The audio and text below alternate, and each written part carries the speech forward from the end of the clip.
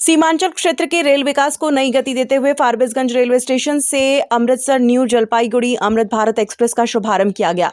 सांसद प्रदीप कुमार सिंह ने हरी झंडी दिखाकर ट्रेन को रवाना किया। इस अवसर पर विधायक देवंती यादव, जदयू नेता और उद्योगपति मूलचंद गोलछा सहित एनडीए के कई कार्यकर्ता और स्थानीय नागरिक मौजूद रहे।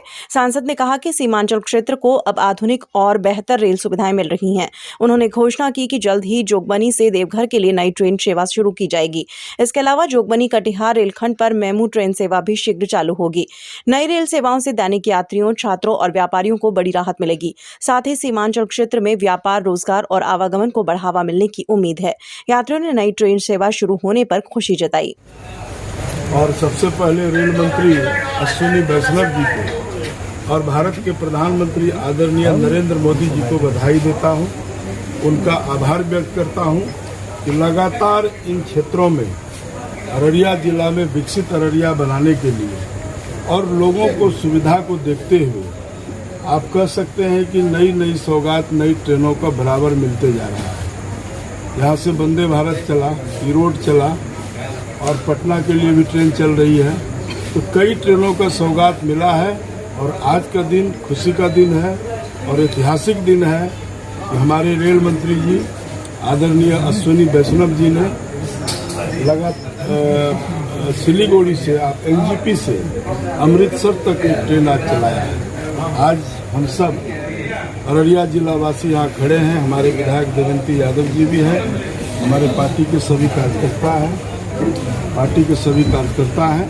अभी हरी झंडी दिखा के विदा किया है। इन ट्रेन से हम लोगों को फायदा ये है, जब वो सिलीगुड़ी से चलेगी भाया कलियागंज, लक्ष्मीपुर, अररिया होते हुए फारबिसगंज, नरपतगंज, ये सीधे सीतामढ़ी जाएगी, जहां माता जानकी का दर्शन करना लोगों के लिए आसान होगा। और वहां से फिर गोंडा स्टेशन अयोध्या होते हुए ये अमृतसर तक जाएगी। तो यह बड़ा सौगात है।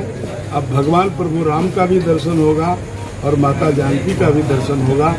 ये सौभाग्य अब जन जन को यहाँ मिलेगा, खास करके गरीबों के लिए। इसलिए आज का दिन ऐतिहासिक है और हम सब आज झंडी दिखा के विदा किए हैं। पुनः एक बार प्रधानमंत्री जी को और रेल मंत्री को बधाई देता हूं और उनका आभार देता हूं। ये आपसे भी लगातार मैं चितपुर को नियमित करने की बात मुझे लगता है कि कई बार मैं संसद के पटल में रखा भी है और इस बार मैं जाऊंगा तो व्यक्तिगत रेल मंत्री से मिल करके चितपुर को सप्ताह में 3 दिन नहीं वो कंटिन्यू चले, इसकी भी व्यवस्था सुनिश्चित करूंगा।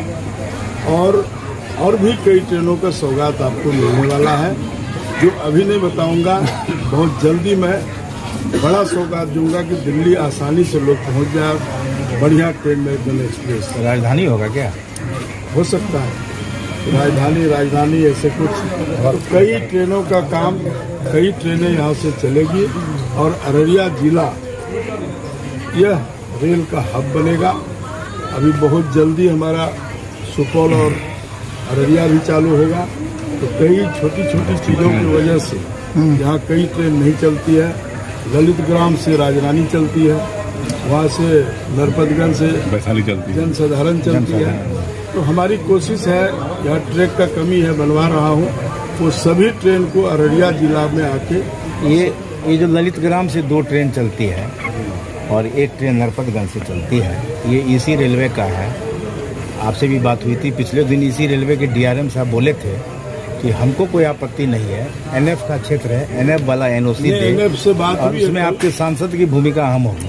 आज मेरी बात हुई, कुछ लोग फारबिसगंज से गए थे तो उन्होंने कहा कि यहाँ पे जो ट्रैक है उसका कमी है, तो उन कामों का मैं व्यवस्था कर रहा हूँ और वो हो जाएगा तो मैं बहुत जल्दी इसको करूँगा। 3 गाड़ी बढ़ जाएगी। तो आने वाला दिन में और भी कई ट्रेनों का सौगात आपको मिलेगा।